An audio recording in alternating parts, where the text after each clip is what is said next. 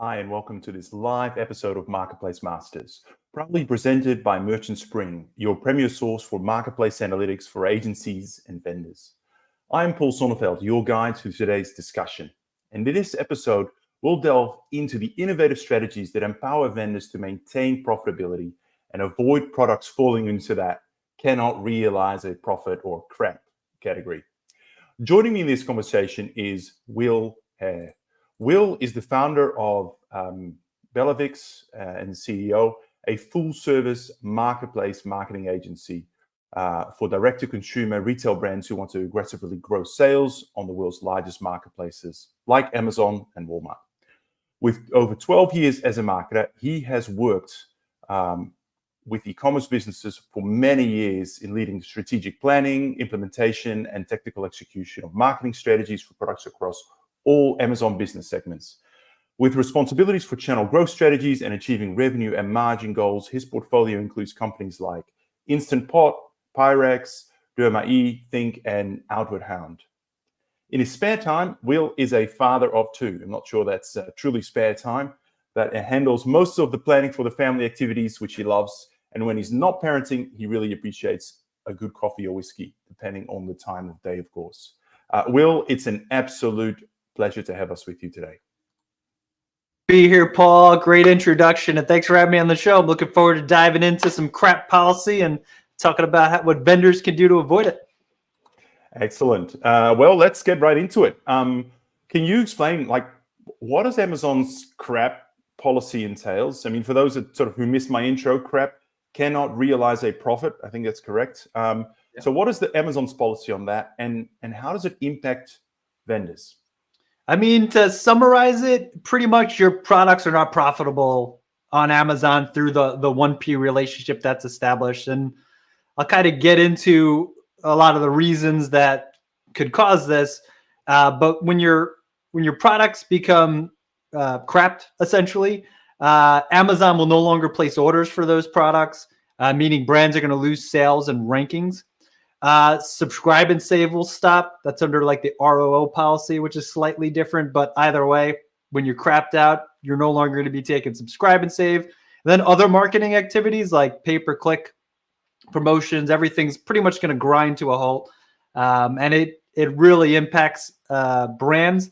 But for you guys to consider, for you to know, it only affects a single product. So each product has its own profit margin, essentially. So you can have a variation that gets hit by CRaP while the rest of them don't, for some of the reasons that we'll go over. And to kind of jump into that, so what are the causes for CRaP? Like why do vendors get hit with this policy? How does it affect profit margins? The biggest reasons we have experience with brands that we work with is poor distribution, poor MAP policy. I'm going to call that out as the number one. And we find with a lot of vendor relationships, they tend to have a lot of retail brands.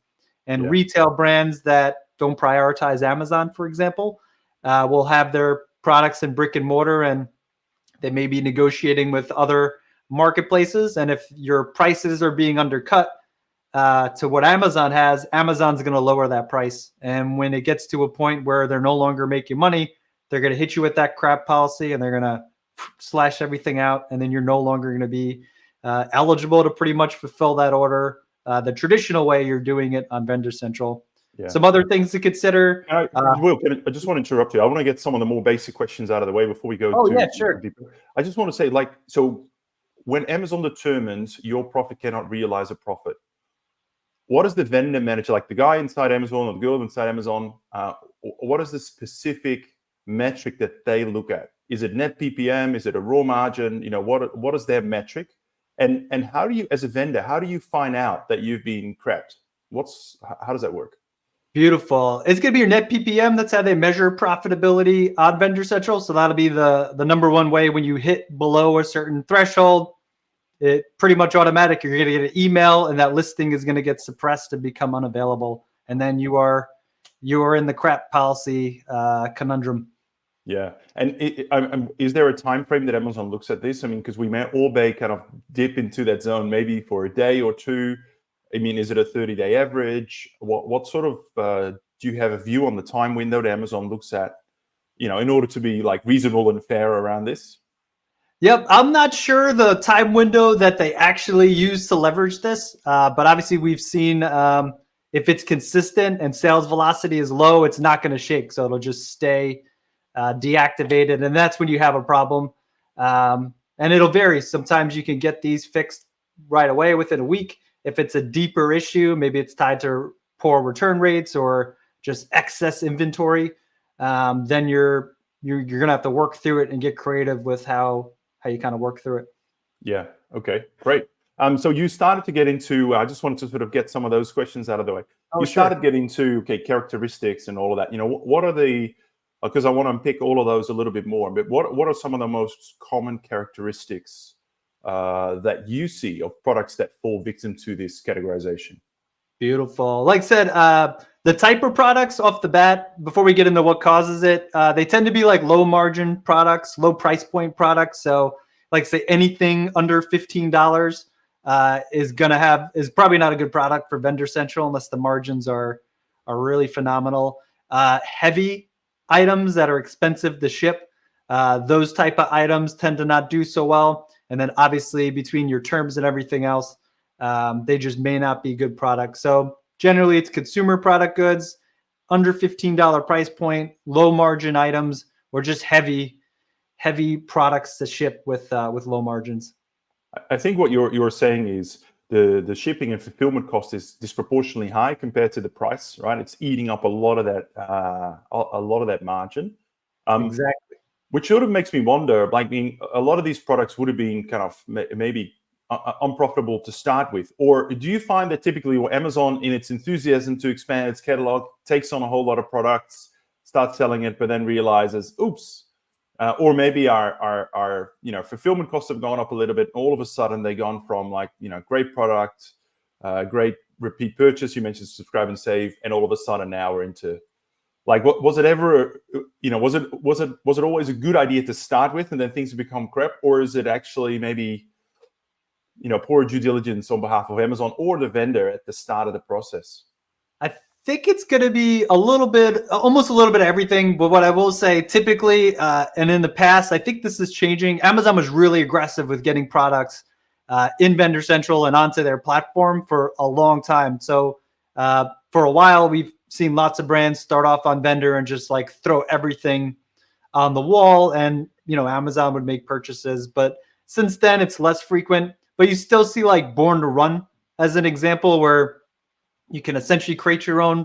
I'm simplifying. We create your own purchase order through this program, but you got to sell all those units. And what we have seen is vendors create super large purchase orders, being a bit more aggressive than we'd recommend, and then they get stuck, and then they get hit with this CRaP policy, and then they have a bunch of inventory tied up that they have to get creative on how they're gonna liquidate it and get it out of Amazon. So I'll say some of it is on Amazon, but I do think the tides are shifting.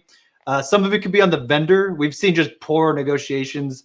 We had a pet company a while back who they were a vendor-only brand, so they couldn't sell off of Amazon, and everything was reliant on Amazon. We lost our vendor manager, so we had no point of contact, and we had a lot of trouble raising prices, decreasing our cost in order to improve profitability and keep funneling business into Amazon. And because of all these restrictions, unfortunately, that seller had to back out, and they went in to Seller Central under another brand because the brand was completely owned by Amazon. So it's an example of like just bad vendor agreement, and then just not having good resources to resolve some of those issues. Yeah, makes sense. So we talked about logistics and being a heavy burden in the P&L of a particular product, particularly when prices are low. Earlier, and I want to go back to that point around kind of retail products, distribution. I think we're really talking about pricing, right? And in what price can Amazon realize for a product on its marketplace while still, or on its retail channel, while still being competitive? Exactly. Can you talk to that a little bit more? Yeah, I mean, so the things that Amazon's looking at, you kind of hit it on the head, like anything with high minimum quantities with low sales volume it's like sales and pricing tied together. And for us on the vendor side, it's going to be our cost to sell to Amazon. So we obviously want to reduce that cost on our behalf, so we have more margins to play with. Amazon wants that cost a little higher. So products with minimum order quantity, heavy, bulky items, and uncompetitive terms and cost pricing are some of the major issues. And then the high customer return. So some of it is pricing, some of it's cost, and some of it's the quality of the product. And then outside of some of those other stipulations, under $15, bulky and heavy. So there's kind of like a good middle ground where a certain product might make sense to be listed on Vendor Central. Gotcha. I was just thinking when Amazon, I just want to go back to kind of the policy and how Amazon works on that. So let's say I get a notification. This product that I've got is Amazon determines it's CRaP. It's an interesting acronym. I know. Is that it, or what are my options, right? So can I is it a little bit like your seller account is now at risk and you need to come up with a plan and show us what you can do, or is there remediation that a vendor can implement to fix it? So it'll vary. I'll give two scenarios. If you have a vendor manager, somebody's going to reach out to you. You have the ability to resolve this issue pretty quick, depending on what that issue is. If it's in a situation where it's just too heavy and the costs aren't going to be able to come down, you might have to consider drop shipping or having a hybrid solution where you're leveraging both seller and Vendor Central, and you kind of have a product mix based on what's going to work best. So that is the first step. So if we got a CRaP policy and it's something we can't resolve and we don't have an Amazon rep, the other thing to do is just shift that product over. So directly in the Vendor Central portal, you have the drop shipping option. So being able to kind of turn that on and fulfill the orders yourself would be an immediate fix while we work out some of the logistics. If you're already in a hybrid model, moving that product over to Seller Central and fulfilled by merchant and then getting it into Amazon FBA is the second option. And then outside of that, if you don't have a vendor rep, you're going to have to reach out to support and just start the customer service. And it just takes a lot longer going that route. We find that you get stuck in a lot of loops, and they're really sensitive about adjusting cost. So there's a lot of back and forth. So having a vendor manager is great, but we're seeing a lot more vendors without vendor managers, even some that have really great sales. So it's just how we have to deal with it. Yeah. No, that makes sense. I've come from a long background of retail here. I guess it's not as simple as does Amazon ever go to the extent where they go, right, your product has been CRaP'd, you need to lower your cost price by 20% in the next 7 days, otherwise we'll never order again? I guess, does it ever get that pointy in terms of the conversation, or does it always stay at the high level, which is, we can do some things here and there, but sometimes maybe just reducing your cost is like the only option, right? A, does it happen? And B, I don't think there's many vendors out there that have got like lots of margin to play with to do that. But I just wanted to sort of say, in your experience, do you see those sorts of things happen? Yeah, we normally don't get somebody that's aggressive, like 7 days, 20%, or that's it. Normally they want to work with you, and I'm sure there's metrics that vendor managers are judged by that helps influence good behavior, of course. Normally it's a conversation, and a lot of it goes back. And I'll give you an example. So we have like a case study. We work with an alarm clock manufacturer, and they were crushing it on vendor, doing really well. And their top product for like over a decade was doing really well. But we started seeing other sellers come into the marketplace at lower price points with very competitive items. Some of their other third-party retailers were kind of getting aggressive by violating some MAP policies, and slowly but surely, like our margins and also like the cost to make the product went down over time. Went up over time as inflation and everything goes. And so what we ended up having to do is we were fortunate this vendor had a rep, so we were able to work directly with the rep and show our cost to say, hey, these are our costs. This is why we can't work together. And unless you guys want us off of the platform, we had a lot of sales. So we had some leverage. This isn't going to work. And we ended up going back and forth. We negotiated. I would say like we constantly had to prove our cost by providing documentation. So it was a lot of like, okay, this is good, but can you go get this? Or we need costs for this, or what about this? And long story short, it took around 30 days, which I think is pretty good.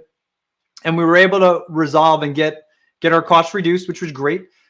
We didn't get exactly what we wanted. We probably got like 60% of what we asked for, but it was enough to give us some breathing room to resolve that CRaP policy issue and kind of get into a good spot.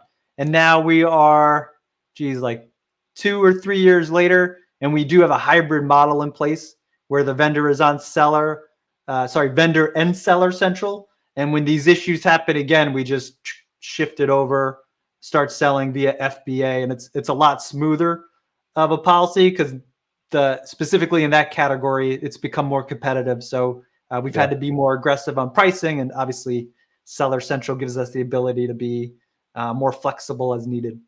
Yeah, no, great. Hey, I've just got a question coming in. I mean, just a reminder to our audience that it is a live show, so you can ask questions.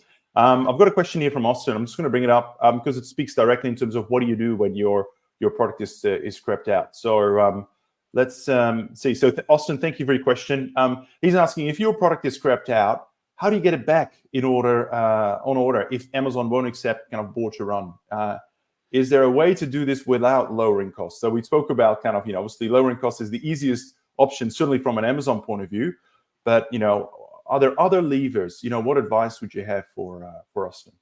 Yep. When it comes time to negotiate your terms, you'll want to include everything from, depending on what the issue is. So if it's a return rate, you're going to want your damage allotment to be increased, as an example. If it's the size and the weight of the item, you'll want to consider more efficient ways to getting that item to fulfillment centers. And that's going to be reducing your packaging. They have a program, SIOC ships in its own container essentially, which is a great way to kind of reduce costs and reduce that empty space in fulfillment centers, which will in turn give you better margins. So essentially, like we kind of ran through like all the issues that will cost you to get CRaP policy. And if those are the issues, then you're just one by one, you'll need to pick what you can and can't resolve.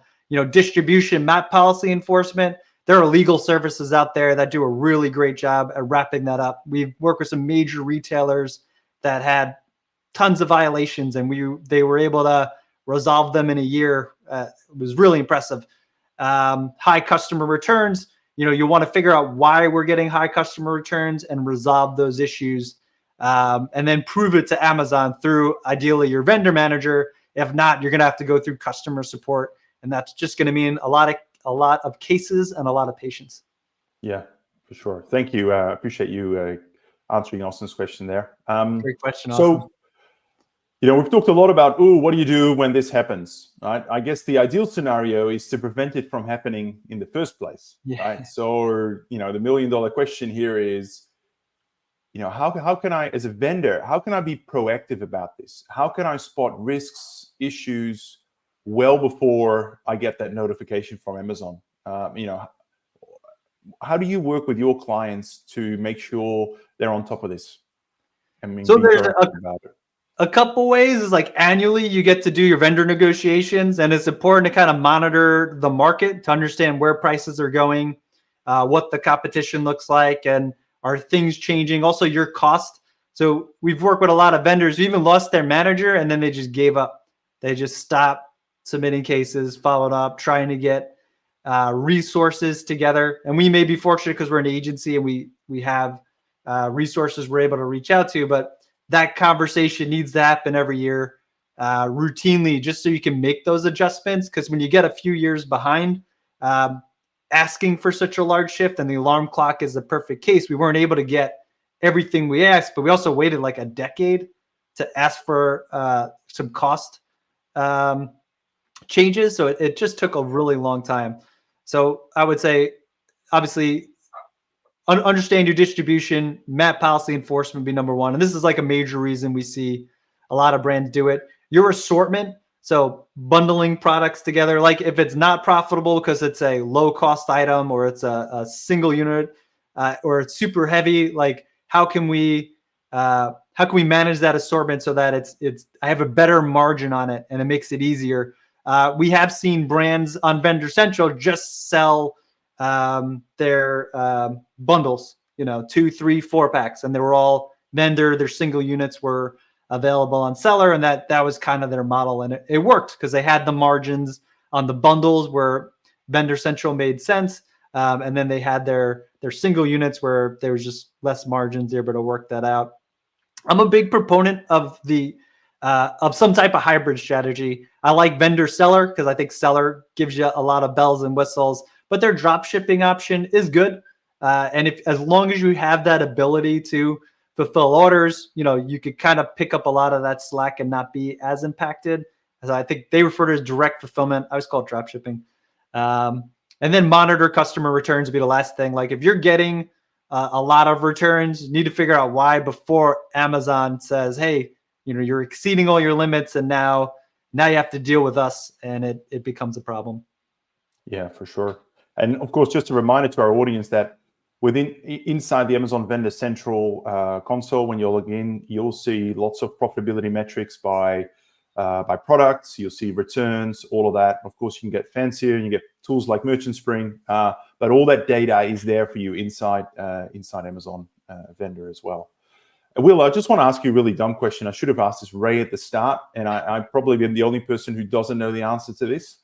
But we're talking about cannot realize a profit, right? Let's talk about net PPM. Does that mean actually your net PPM is 0, or it's just too far below the category average? So let's say category average on alarm clocks is running for Amazon, I don't know, at 30%, and you're sitting at 15, and therefore it becomes sort of a return question in terms of working capital and the like for Amazon, as opposed to negative profitability. I mean, do you mind just clarifying that, whether we're really talking about 0 net PPM or like well below category average? Well below category average. At least that's been our experience, and I don't think that's a dumb question. I think that's a great question.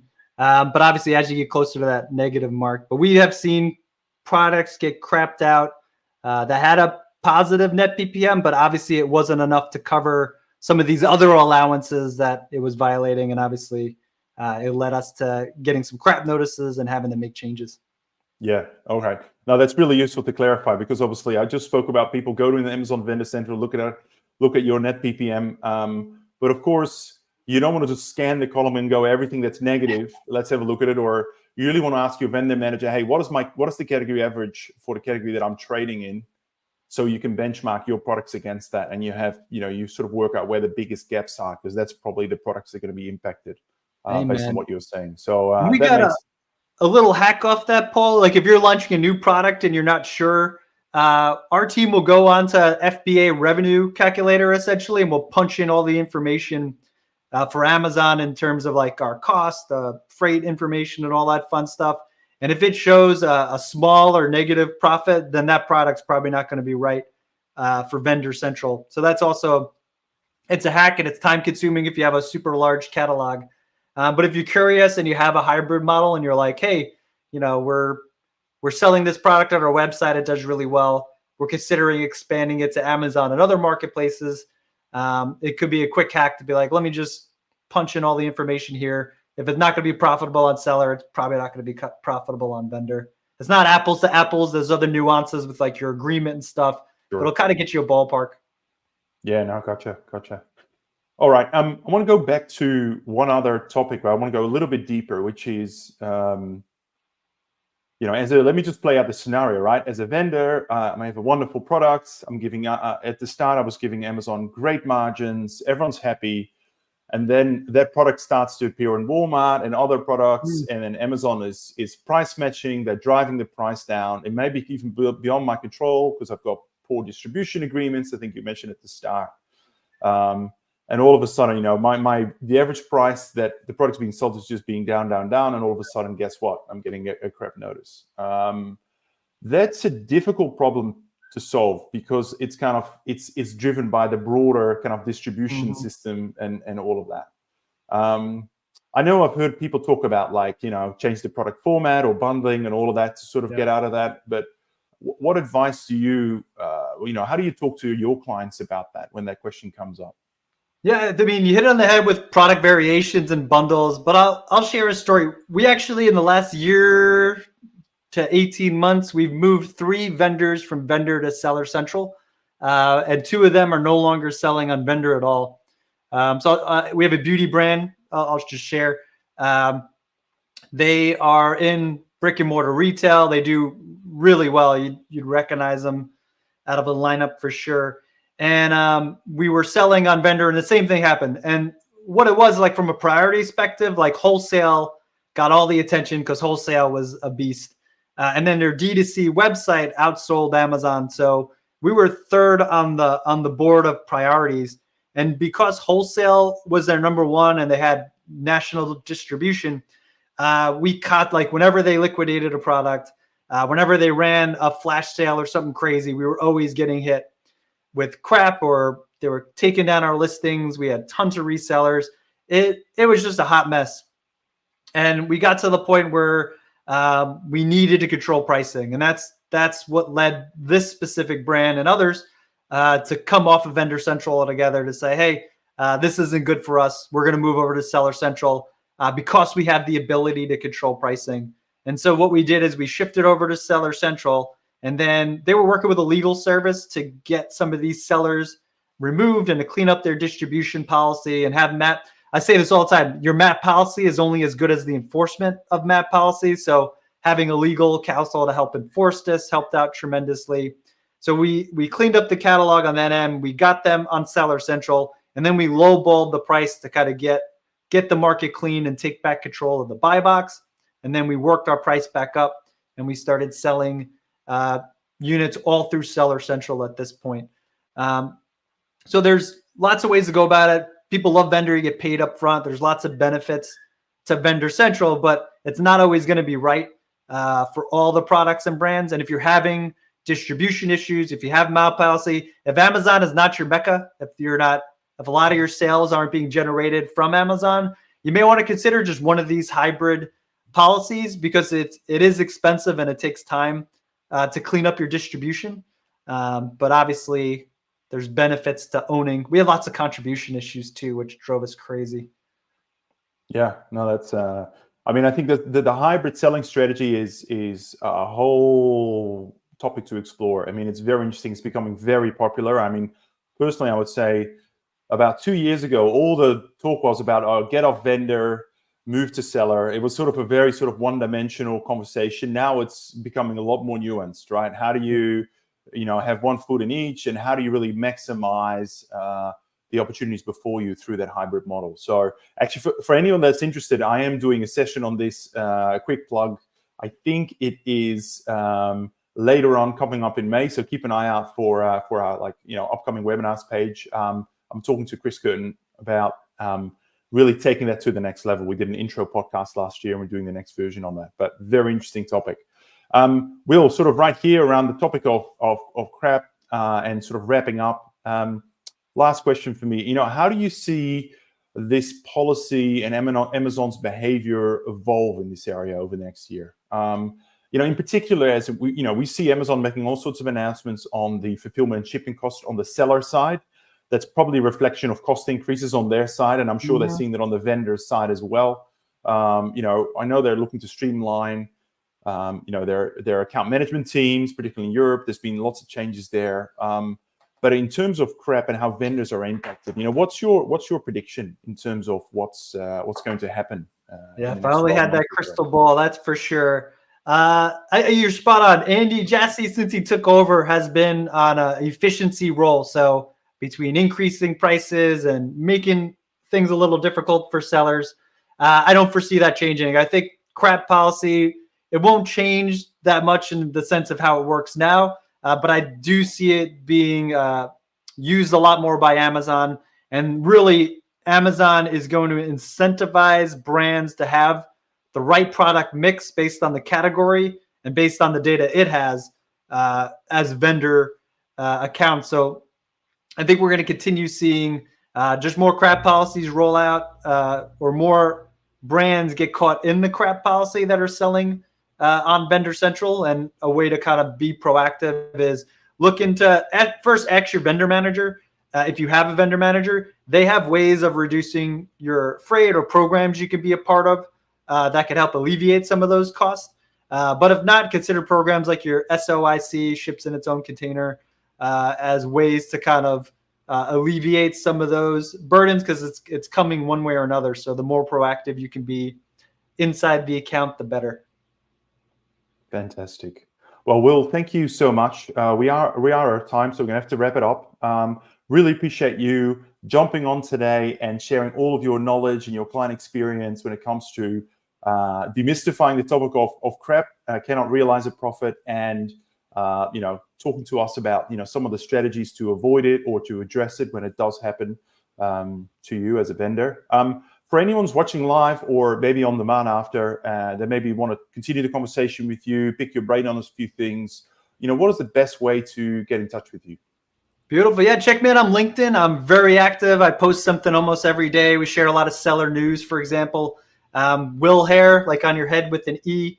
I'm pretty easy to find, so we'd love to catch you there. And if you're interested, we have a newsletter we put out every other week, and it's on all the news and how it affects sellers and what they could do to be proactive. We cover both Seller Central, Vendor Central, and Walmart news.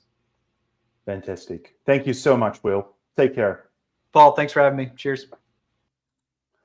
All right, everyone. That is it for today's enlightening episode on Amazon's cannot realize a profit, and more importantly, how to address it, what to do about it as an Amazon vendor. Now, if you are hungry for more, don't forget to visit our video on demand library and our website for a treasure trove of Amazon vendor insights. And of course, if you are a vendor and you're aiming to streamline your analytics to gain sharper insights around profitability, net PPM, where you might be at risk, feel free to reach out to us and discover how Merchant Spring can help transform your journey.